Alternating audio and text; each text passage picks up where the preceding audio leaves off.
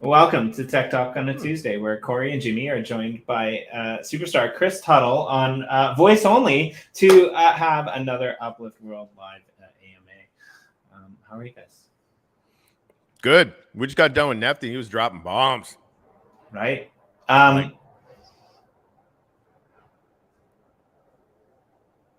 No, I was just gonna say, like, I'm gonna drop the link in the comments. Go watch it if you haven't. You know, we didn't even get gratitude stuff. Definitely worth watching. Yeah. So, what's your biggest take from that, Corey? What did you think was the biggest bomb? Because like there were a lot. So, I mean, because we know Proton really well, they're talking about going to Proton really quickly. That's deeply fascinating. His reasons for going to Proton are, coherent. But I think it sort of presages a lot of interesting things about where they see the market going, and Nefty positioning themselves for the long term, which I love because I'm going to be, I've made a bet on Nefty, and obviously we love them, but I love the fact that they're going multi-chain. They're actually going to some of the same places that we are. And I like that, just the business theory of the case that they're taking to that situation. I think it's going to be really interesting. Tuttle, the first thing you said when you jumped on the line was, wow, that was like a really interesting conversation. What was your takeaway? I mean, again, with Nefty specifically, it's just another example of how being chain agnostic and heading towards multi-chain, makes a huge difference. And I think we're going to start seeing people identify more with the marketplaces and the projects that they're involved in than the chain that they're on. And Nefty is going to be a really fun example of that as they continue to grow. Yeah, I'm super excited to see how this space kind of moves and morphs forward. As I think we're in it at the right time, honestly, right? Like I think we're making the move at almost the perfect time to be able to go to Ethereum and to go to these other blockchains, because I think a lot of the top projects are thinking in a similar light, right? Like that's what they're all doing. They understand that the value in this isn't being stuck in your own kind of place, but like to broaden your scope of what you think the ecosystem should look like across the board. So that's really cool. So, all right, I guess that was my bad. I actually forgot I'm doing gratitudes this week, and we almost always forget with Nefty because they're always dropping bombs, so that's good. So we'll pull those up. All right. So one of the things that's happening right now is we have a content competition that's taking place. And I just kind of opened up to where I was. And so it's over, the content competition. But do you want to maybe, while I pull this screen up, give us a little bit of a rundown of what that competition was all about, Chris? Yeah, so I think we ran it for a week, maybe 10 days, looking for builds that were inspired by Otherside lands, right? So Otherside is a project by Bored Ape Yacht Club. They released, I think, 100,000 lands a few weeks ago, and the lands have a neat aesthetic style to them. But right now there's a map explorer, but you can't actually get in-game and on your land in a really intimate way. So we thought, let's have a contest and see if people can replicate that style on their Minecraft plot.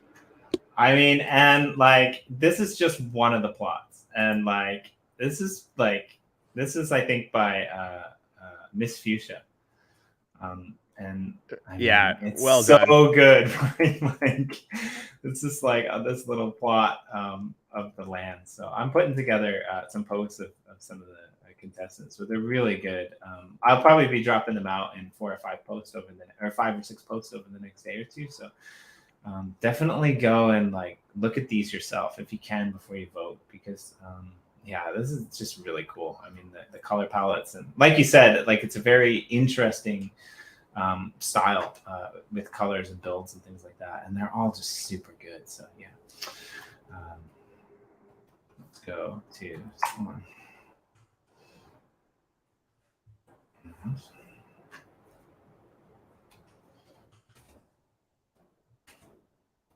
Oh, I'm in Thune. So yeah, it's interesting because we had them across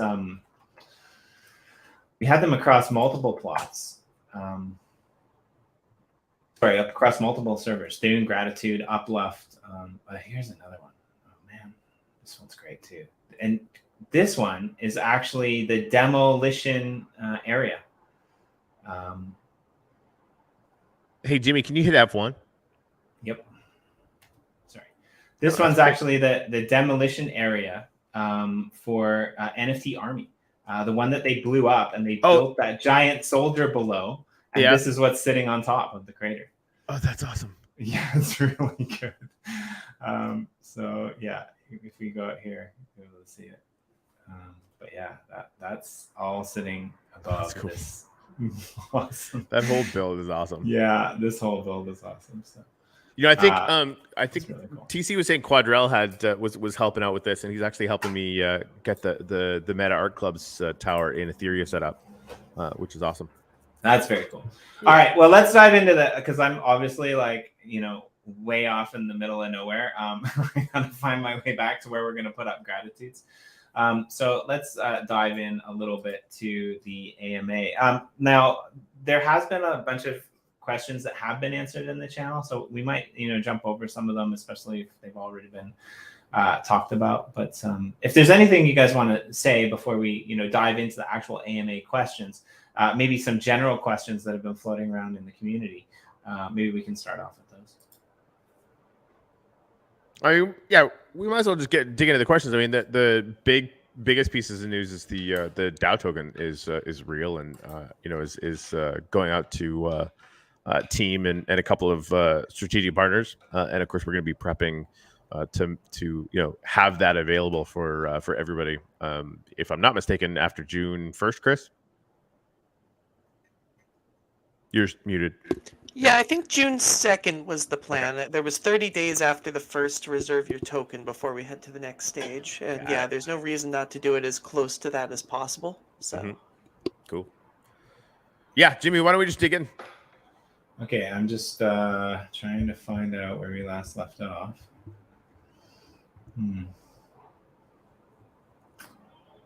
It's a little bit confusing. Okay, so here I think we're around here.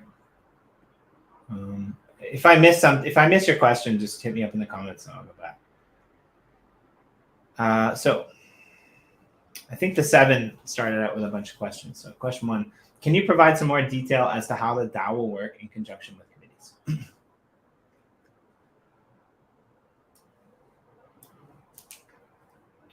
I'm not sure if Chris. Sorry, was that the whole question? How the DAO will work in conjunction with? Yeah, so he's got about 6 questions here, so I'll just go through them one at a time. So can you provide some more information, some more detail as to how the DAO will work in conjunction with committees? I mean, a lot of that is spelled out in the white paper. It's kind of basically, though, a DAO vote has highest priority, right? So a DAO vote will enable committees, will empower committees, will give them mandates and budgets, and will also take those things away. A DAO vote could stop a committee in its tracks if it was headed towards doing something that the rest of the DAO really disagreed on. But assuming they've been properly empowered by a vote, the committees have free reign to work under that, and they don't have to go for a DAO vote to get little decisions made. How committees will be governed is going to be on a committee by committee basis, and we hope there's a lot of difference between the committees as things go. But that's the main architecture. DAO vote is priority. Committees come under that as well as any, and then most roles are subservient to one or more committees, right? So a paid role is usually somebody who's going to be working to do the things that the committees want, and their time and the budget for their time is sort of handled between the committee and the budget committee. Yeah, okay, I like it. I'm going to keep my political analogies out of that, but it's very American, and I like it. It's part of the reason that America might work on certain things, right? It has its days.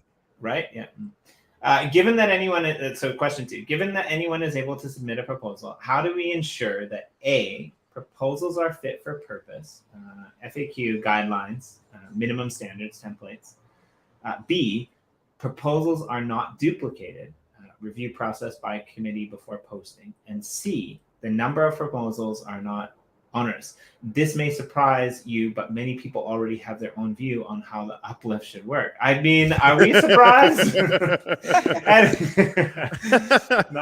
that wasn't a joke, yeah.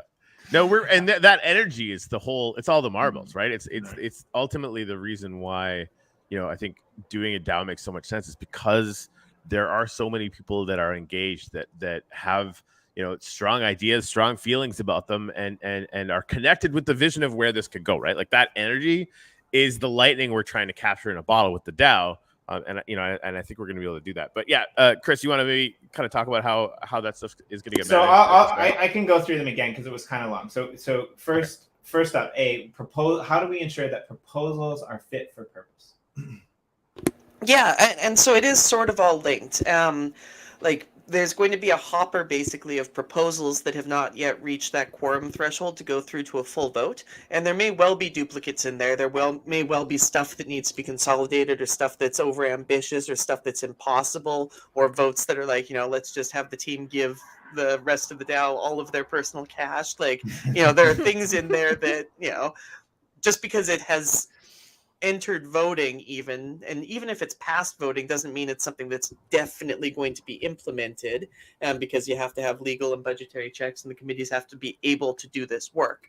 So the main admin of the DAO, of the snapshot channel, which is just the wallet that created the snapshot and the tokens, can remove proposals. I think ideally we don't use that. Ideally we convince people to remove their own proposals if they're going to join them up with somebody else's.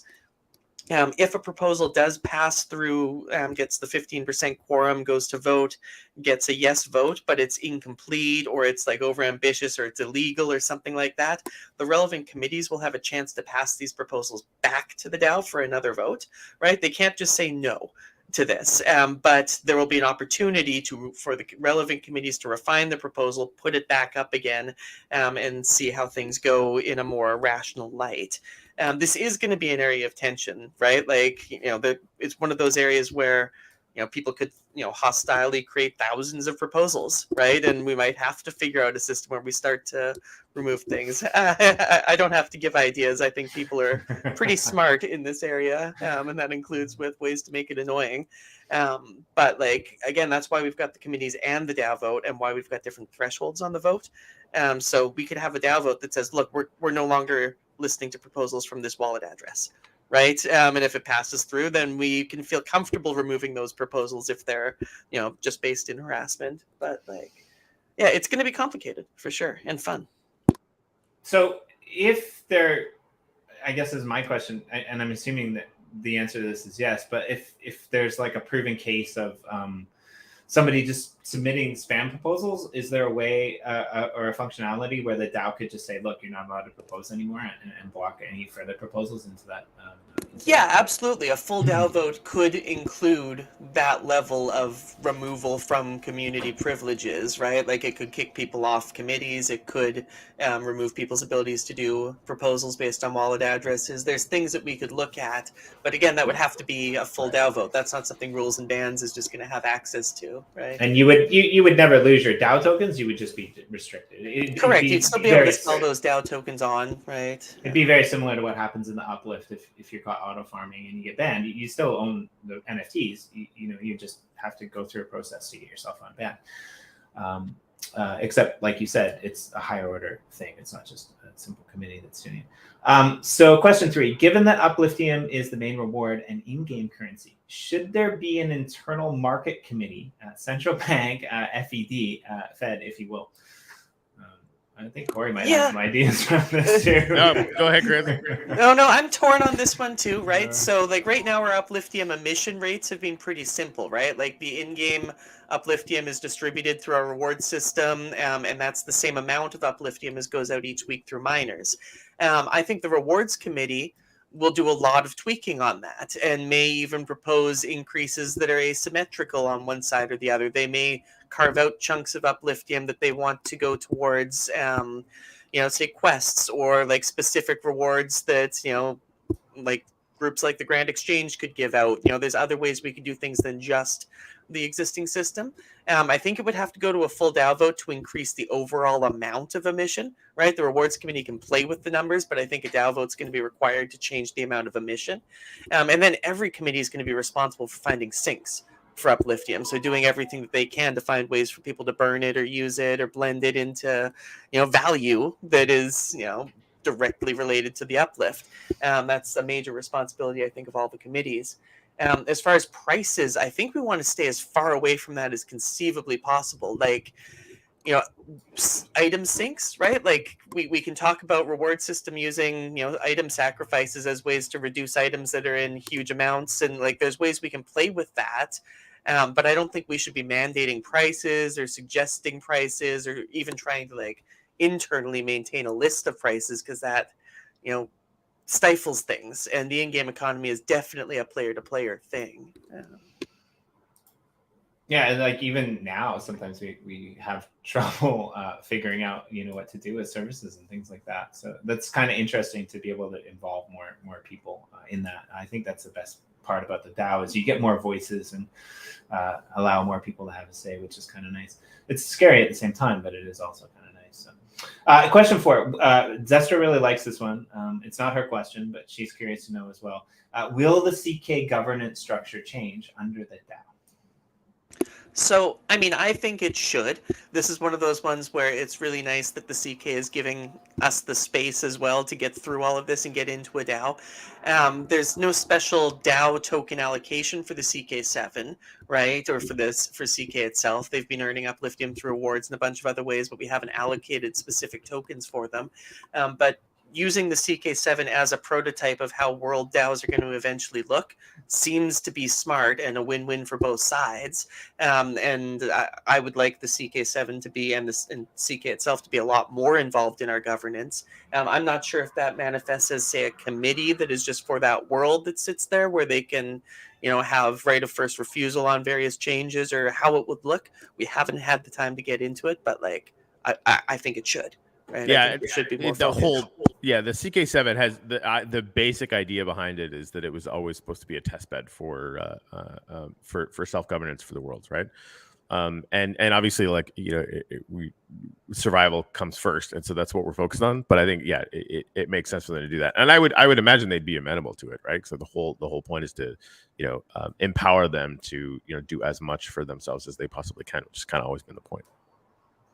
Yeah, I'm glad you went into that because that was going to be my question. There might be some newer people that don't really understand how it's different. So, well, and an interesting example that we talked about way back in the day that I keep thinking about is like the CK7 and CK being like a world DAO self-governance situation. If they wanted to mandate that all buildings had to be made out of pink terracotta, they could. Right? They have to handle the enforcement of that. They're the internal governance group. They're the homeowners association that way and can make really weird rules if they really wanted to, but they can't come to us to enforce those sorts of things. Mm-hmm. Right? So that's why they went hard on that swine land rail. I get that. Well, so that's interesting, right? So like you can they're without any enforcement rules at all. Right, like or like how do they do that? Right, that's like because we're the guys with the guns, right? Only like they can't ban anyone, presumably. Well, and this is where we have to figure this out. So in theory, they could ban people from their world, right? There's no real reason we couldn't have world-specific exclusions. They also have the ability to change plots, right? Or they could put in requests for things like plot regenerations.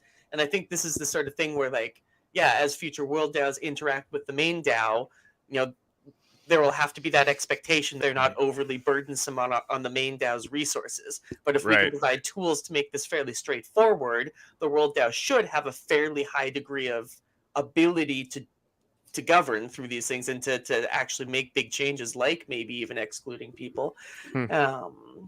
And that's one of the reasons why CK is special from the rest of our core worlds, right? These core worlds are always going to be run by the DAO. CK is a special test bed, and future world DAOs might have more and more flexibility. We have the DAO has the ability to decide what clusters a server is part of. So if CK7 said, okay, we're now airdropping diamonds to everybody, 3 times a week, via Flying Dragon, we'd probably have to kick them out of the survival cluster and say, look, you guys have to be on your own now and you can't impact the economy. But things like that are, a little more nuanced. Well, and the world DAOs too, right? Like they might not always have the same benefits as the core cluster too, right? Like there might be differentiations in how things are distributed, rewards and stuff like that. So I think it's a really interesting place that the CK7 is in, as Corey said, to be able to kind of forge that path forward. And if you want to drop diamonds from the sky, you might be good for a day, but maybe not, for a year. I don't know. I like that. Can we have a dropping diamonds from the sky event? Maybe that would be fun. Events committee, Cowie, get on. I really want to help the community and have the next 2 weeks off. If one of the team want to contact me, I'll offer services to try to help drop an organizational chart. There's a whole conversation around this. It was kind of answered in the chat.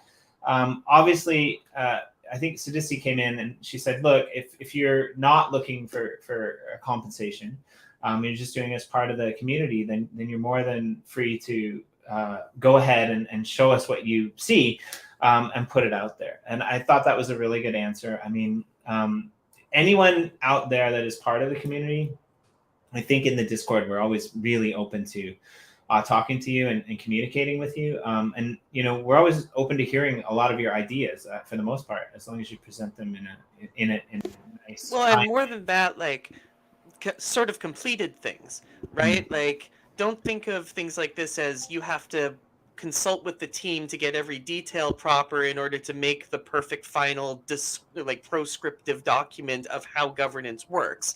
Get a description going, design a document that is how you see it, and let the community and us pop in and say, hey, look, here's where it might not be fully representative, or here's where we should maybe make a DAO vote to make it better reflect this document because it is good, right? But you don't need us for that. We all need are more viewpoints on the same data. Like the Uplift DAO is complicated and the Uplift is complicated, and the more people who can provide their unique sort of window onto that, the better. So. Well, and I think if you're showing ambition in this way too, once we port over, to full DAO and we start having people that are running for members on committees, if you've been putting in some time and thinking about these things, then, that might up your chances of, helping out with some of these committees on a more full-time basis. But yeah, I think anyone can do whatever they want in terms of proposals and putting things together. But yeah, we like to see finished things, I think. That's a really good point. Question 5 from the 7. In AMA number 3, Corey alluded to the team not currently being paid. I'm not sure if I misunderstand. Can you confirm or clarify this, please? Sorry, could you repeat that? Yes. In AMA 3, Corey alluded to the team not currently being paid. I'm not sure if I misunderstand. Can you confirm or clarify this? I'm paid in happiness and smiles. Yeah, we are working on, the biggest thing is we need to keep the core team here. So, the main crypto dev that we have, Flo, right? We are paying him because he's actively turning down offers to go make insane money elsewhere, and we need him, right? Rewards don't go out if we don't have Flo, as an example. And there's a lot more to it, setting up auctions, all that kind of stuff, right? So there's some that specific key person we're having to sort of keep at a base level of pay just to operate. Right, things basically screech to a halt if we don't do that. Now, for the rest of the team, that again came with me at a legend on a hope and a prayer, and nobody's basically been paid anything for 3 months. So that's the case. We want to get to a point very quickly where we can at least have subsistence pay for the people on the team, $1,500 a month, couple grand a month, whatever it is.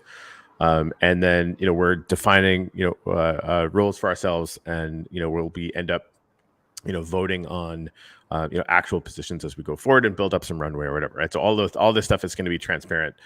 Any roles that that we have going forward that are going to be getting some pay, all of that stuff is going to be voted on by the full DAO, and it'll be completely and totally transparent. So hopefully that answers your question. So basically right now, like all the people that are working with us, except for one, are doing it based on love of the project and the hope that we're actually going to be able to make it work. And let's be fair, like even Flo took big risks and hasn't been Uh-huh. being paid Right. in cash. It's just like there was always an acknowledgement that we needed to retain him this way, and so like some back pay for Flo is a thing, whereas the rest Yeah. of the staff were basically starting at subsistence pay. But like all of the staff took a major risk coming over here. None of us were sure we'd see any dollars while we were doing it. So 100%. Yeah, totally agree. Flo has made massive sacrifices to stay with us for sure. My missus made a really fun comment today. She's like, remember like when you used to get paid? I'm like, yeah. She's like, I think you work harder now. Yeah, I mean, I think like a lot of us are here for we're here because we believe in the mission. We are really excited to see how not only this project turns out. I mean, I'm speaking to myself here, but I'm really excited to see how this, defines the way other projects might, replicate us and become part of the space. I mean, this transition to a DAO is huge, right? Like, don't underestimate, what effect this might have on the broader crypto space, down the road, right? Like, we don't really have I mean, we've got some guidelines, but we don't have a playbook on this. We're bootstrapping the hell out of it, right? Like we're figuring out how to do this all kind of, in our meetings, and it's really exciting. Shout out to Sadisty. I mean, she's always in there, and she's one of our key players on the back end as well, helping out other people. So, she kind of answered it as well. And that's why she's fighting for us with everything she has, because she believes in our mission too. So that's great. So there's a bunch of things kind of transpiring, comments. I'll just kind of hop over them. I don't think there's anything I'm missing. Question number 6. Have you heard of any P2E play to earn blockchain games that are self-sustaining? I mean, the only thing I would add to or say to that is that like it's too new. Like our planet is self-sustaining, right? Is it self-sustaining at like 1,000 wax per million Aether? No, but that doesn't mean it's not self-sustaining. So what does that mean, Chris? What are you thinking? Yeah, no, I agree. Like in that take, everything is self-sustaining once certain prices are found. But like I would also argue, pretty much no game is self-sustaining, right? Like you look at World of Warcraft, and if they didn't release updates regularly, they would have the exact same problem as a P2E game, even though it's just quote unquote gold. On the other side of that, I think development and growth is going to be a constant in P2E games, right? And some of these games bootstrapped with low-hanging fruit that also happens to be fairly destructive and multiplicative on their token amounts, right? And that's caused some spirals that are very difficult to recover from. Whereas I think other projects, I think we're one of them, have been sticking with fairly linear emission rates in a way that, hasn't caused that kind of particular spiral. But I wouldn't say that, I think as you release more features, as you've got more things for people to do, as you've got more syncs for tokens, as you have more diversity of tokens, as you have more systems for those tokens to interact, people start finding those strategies that work best for them. Whereas like a lot of the simpler games, it's so easy to find that first order optimal strategy and exploit the crap out of it, and our brains can't help but do it. So, complexity, growth, and delivering new things is key. Well, and I think it's interesting too, right? Like eventually I think we're going to probably define the space, kind of into two, right? Like play to earn games or play to earn platforms are different things. If you haven't checked it out, go and watch the show we did earlier today with Realm. I mean, like they're a fully functioning game that's running on the blockchain, and just amazing what they've built, right? And I mean, they're going in. to their second season, right? That's cool. Yeah, no, I haven't checked it out yet. I'm glad they got on the show. I haven't watched that yet. Dude, it's just kept so yelling good. about them. So like, okay, well, you guys have to come on the show. Yeah, I just looked at the Brawl price on Wax, and it's I mean, you know, this is the thing. Like the products that get released in this vein, right? And I think there's going to be more of them, and we should expect them, right? You know, until there's as many play to earn projects dropping as there are PFP projects, it probably hasn't hit its peak yet. But I mean, it is a pump and dump, and it's kind of not really fair even to talk about it like that. But like, it's going to have a hype cycle, right? And that hype cycle is going to drive a whole lot of you know, price action on the token in the beginning, and then that's going to fade. And when that fades, it's going to fade hard, right? Anything that goes up that fast is going to come down just as fast. I don't care if you're an ICO or a play to earn game, right? And you know, to Chris's point, it's going to find its balance point, and presumably they will keep working on stuff and keep iterating. And there's going to be a chance to develop, you know, maybe a real kind of economic engine that will be, you know, again, like I don't think it's going to be self-sustaining, but that is sustained by constant updates from the team to actually keep it interesting.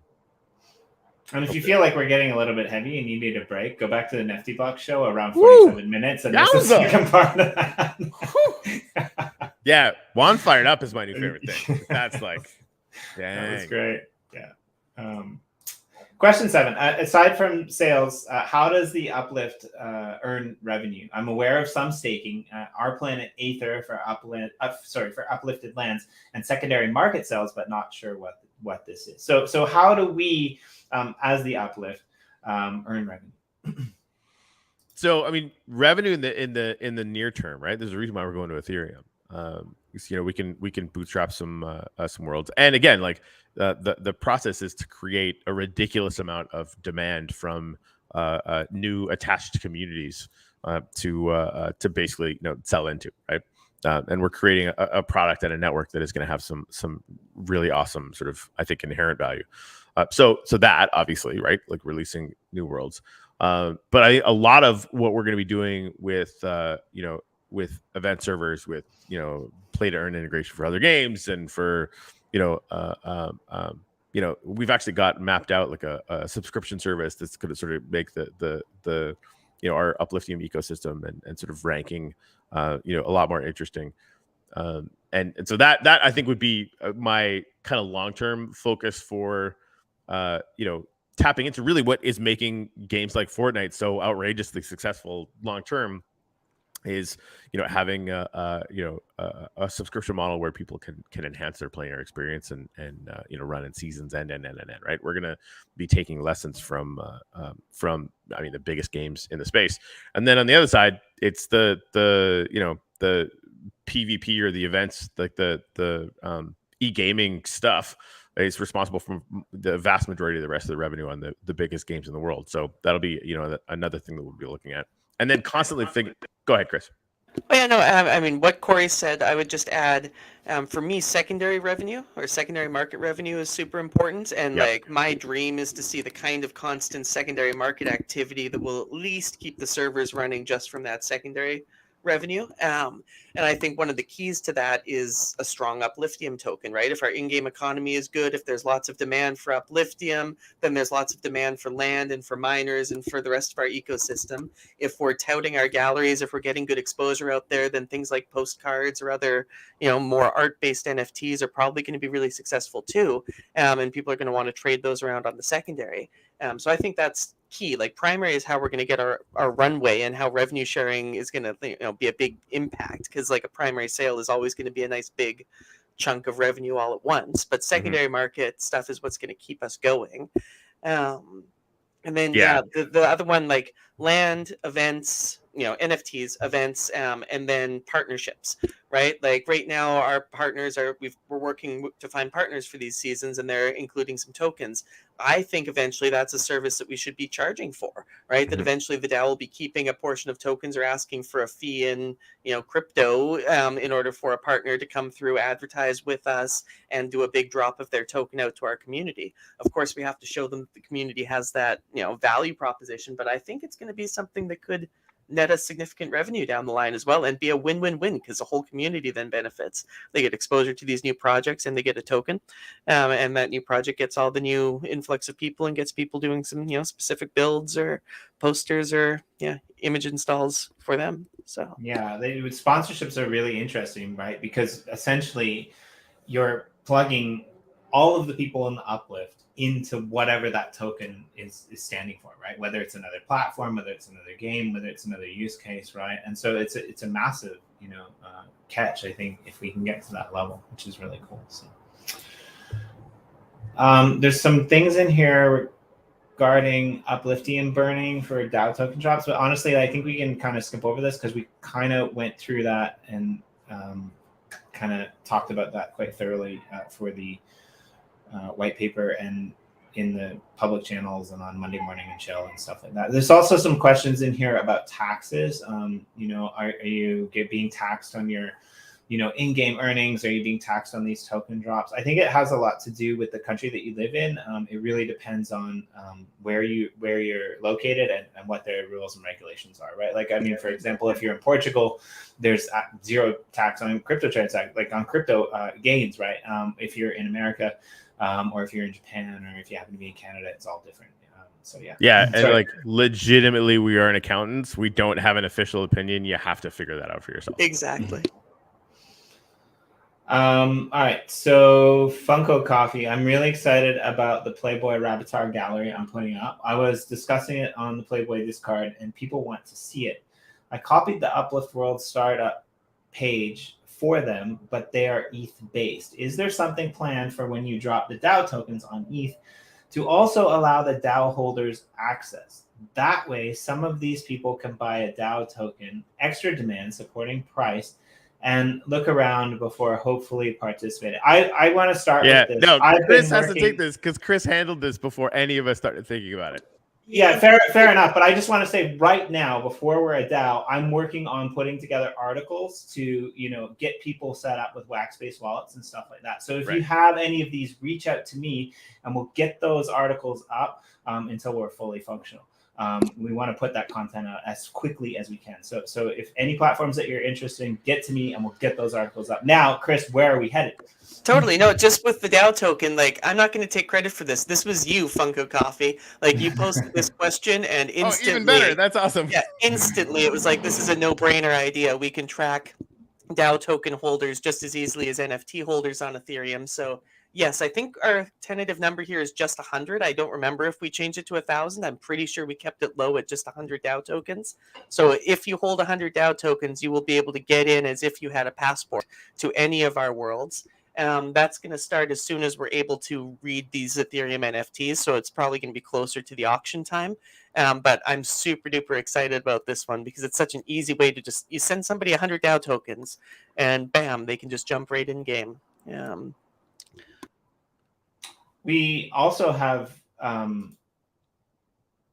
passports, which are going out monthly on a monthly basis. Are we going to do, because I don't know the answer to this question, are we going to do something like that on multiple platforms, or are we going to just keep that? I guess like on Ethereum, it'll be DoW tokens. There's no need for a passport on Ethereum because you can hold 100 DoW tokens. Any platform that we bridge DoW tokens over to, I'd also say we just use holding 100 DoW tokens. But for any platform that we don't have the DoW token on, we'll have passports, right? Like that'll be a passport NFT will be an easy way to get people playing. And yeah, we're selling them every month for, I think it's just 5 wax or something. It's not a huge amount. It's one of those trickle ways for us to get some revenue in as well. Feel free to purchase them and just send them off to people who you think might want to play. I'd like to see us in the future doing a sale for wax, a sale for Upliftium, and possibly even a blend for passports each month, just so that there's lots of ways that you can get access to them. But we're slow rolling it. Oh, I like that last one. That's an interesting concept. So sorry, go ahead. No, Nefty was talking about finalizing getting the tokens into a blend, so we could do all of those things at the same time. Yeah, and just a shout out to what's going on now. We actually have blends coming out that are, blending new miners that are initiating across other partners that we've got. We've got Gnome City, we've got Ken BluDAC, we've got Immerses. There's a few other projects as well. So keep your eyes Immerses on Blend that. goes live in 15 minutes. Hello. Nice. Yeah, I like it. It's across that. It's perfect for the metaverse, honestly. I have a question about the DoW tokens. I've made my new Wombat wallet, and my Uplift land plots are in my Wax wallet. Do I need to send my plots to my Wombat wallet to get DoW tokens? Or how is the snapshot going to work? Will there be a video guide?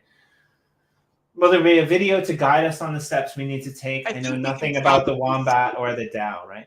Yeah, I think this was pre-snapshot stuff, and I think all these questions have been addressed, so I think we can Okay, yeah, we can do it. But essentially, yeah, you can link your wallets through enter the Uplift.world, and we can, link now. We can link Wax wallets and make sure that you link your MetaMask wallet and make sure that it says that your MetaMask wallet is linked, because I'm internal and I had a question the other day about that because it didn't show that mine was done and I actually had missed a step without realizing it. So if your Wax wallet, if your enter.TheUpLift World account does not say that your wallet is linked, make sure you go back and try it again. Okay, these were all answered in the. These were all kind of answered in the thing, so I'm going to glaze over some of the yes/no ones. Will observers be reporting to the Rules and Bans Committee of the DoW? Yes, they will. Chris already answered that. Will non-committee members be able to contribute and provide feedback to committee discussions? Obviously, the majority of the discussion should have already been had prior to the proposal being approved. Will there be any form of committee oversight? The answer to that was most committees will have a channel at least visible, if not participated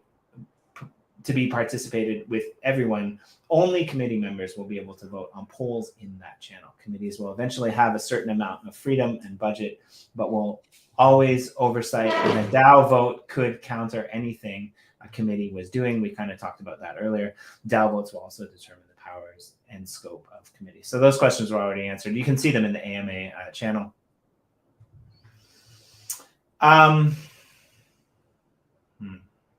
I'm not sure if we have numbers on this or not. The Seven was wondering, in the recent auction, do we have numbers on the amount of wax earned, the number of plats sold, and the number of wallets? Just to give an idea of new users. Do we have any specs for new users or what we learned from the last auction? Maybe we can just group that into a general answer. So honestly, we've got some stats, and I think we could post them, but this wasn't an auction to try to bring in new users, right? This was for existing users to double down on the plots they already had, to build estates, to get some more land for the DoW token drop. So, I don't think we should take too much from it. I think all the stats are also on chain, so it's fairly pullable. We're going to be posting a financial statement soon enough as, the start of the actual DoW operations. And from there, hopefully we'll be able to have some more. It's not even transparency. What we need is some front-end stats displays that are, easy for everybody to read and that we've all agreed are worth displaying. And that's where I hope we can lean on people like Modded Outlaw to start generating some of this stuff. And, we've got budgets in shards for each of the committees to start with. And so, there will be a way for some compensation even from day one.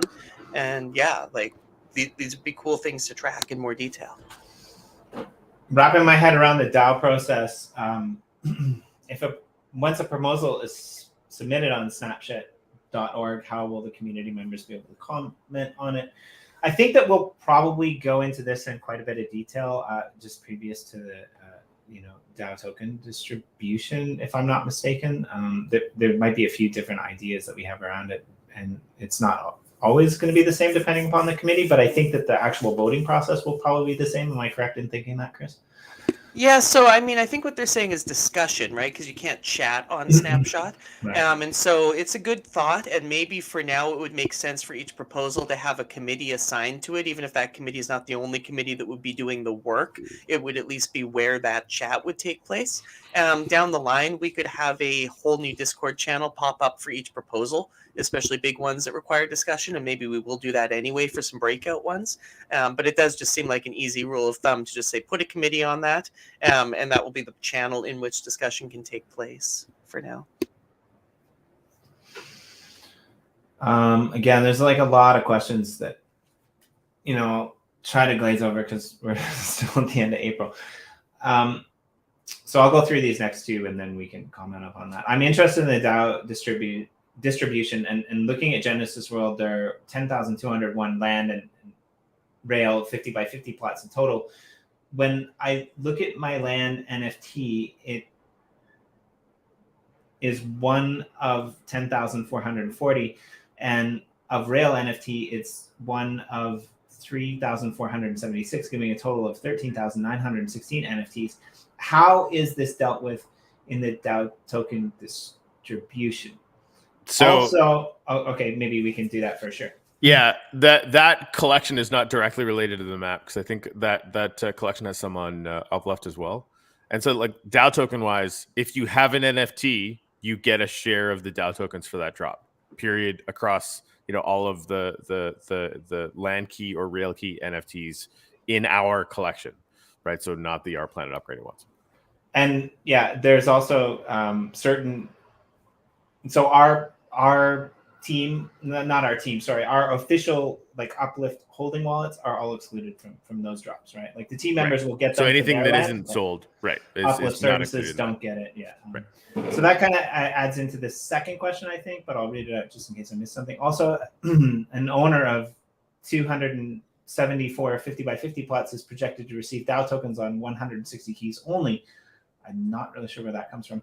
What happens in the future when any of the missing 114 plots are transferred to a new owner? Are the DAO tokens taken from the reserve pool? I'm guessing what you mean is that those ones are held out. And so once the snapshot is taken, those tokens go out. And, if you sell your land, you get to keep the tokens. They're not connected together. And once land is sold after that DAO token snapshot, then there's no DAO tokens that go out with those. It was a one-time snapshot, and at the time of the event is when tokens go out. Anything sold after that won't be included in the first snapshot. But will be for the second snapshot, right? So, right. Yeah, so if you want, and this is going to be across all worlds too, right? So it'll be total land key NFTs. And we're going to be increasing their number on Ethereum and maybe another chain before we do another snapshot by, like, honestly, an exceedingly small number. So all the stuff that is available on Wax, like it'll still make sense to be picking up land NFTs at scale on Wax for the next DAO token snapshot, because it's going to be a snapshot of all of them again. With regard to DAO at launch, is it possible to give details in the white paper of assets and liabilities? I mean, liabilities, again, it goes back to the accountant thing. We're not your kind of advisor to you. Well, no, hold on. Like we got specific answers around this, right? And the answer is yes, right? Like Chris, if I'm not mistaken, we're actually going to be, having a financial statement. Yeah, we have a budget committee meeting in 8 minutes, and part of that is discussing how to get organized, but the information for that financial statement, and that will have all of our assets and liabilities and accounts. I'm sorry, I'm missing straight up there. Because this is for the DAO. This isn't for your own personal finances, right? And we want the DAO to be as transparent as conceivably possible. So, sorry, that's my bad. I'm too in my own head about being responsible for my own bad decisions. There was a couple last week. Question.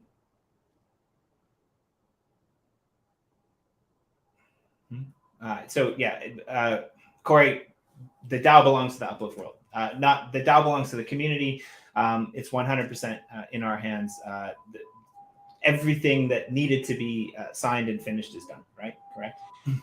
Yeah, and as part of this thing, like we are carrying a debt note to Legend for finishing this off, right? That's the last bit to have it utterly and totally cleared, and we've got some great terms for how long we can take to do that, and I imagine we'll be clear about all that stuff. But yeah, it's done like dinner.